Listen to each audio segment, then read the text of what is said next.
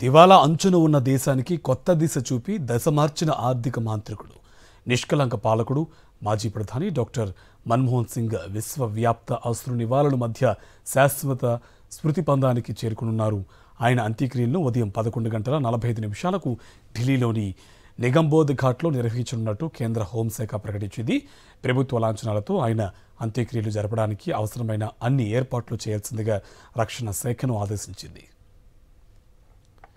మన్మోహన్ మృతికి సంతాప సూచకంగా 7 రోజుల పాటు జాతీయ సంతాప దినాలుగా కేంద్రం ప్రకటించింది.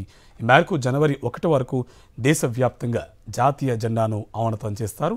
అలాగే ఇతర దేశాల్లోని భారత రాయబార కార్యాలయాల అన్నింటిపై జాతీయ జెండాను అవనతం చేస్తారు.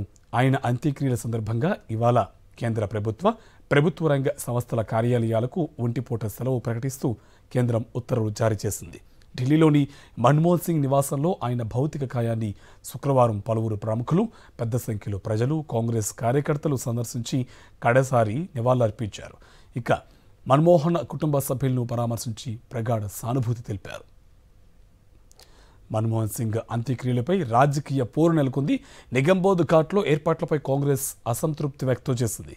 వీర్భూమి లేదా శక్తి స్థల్లో స్థలం కేటాయించాలని ఏఐసీసీ విజ్ఞప్తి చేసింది. అక్కడే మన్మోహన్ సమాధి నిర్మించాలని ప్రతిపాదించింది. కేంద్రానికి ప్రతిపాదనలు పంపినా పట్టించుకోకపోవడంపై కాంగ్రెస్ అసహనం వ్యక్తం చేసింది. మన్మోహన్ను కేంద్రం అవమానిస్తోందని ప్రియాంక వాద్రా తెలిపారు.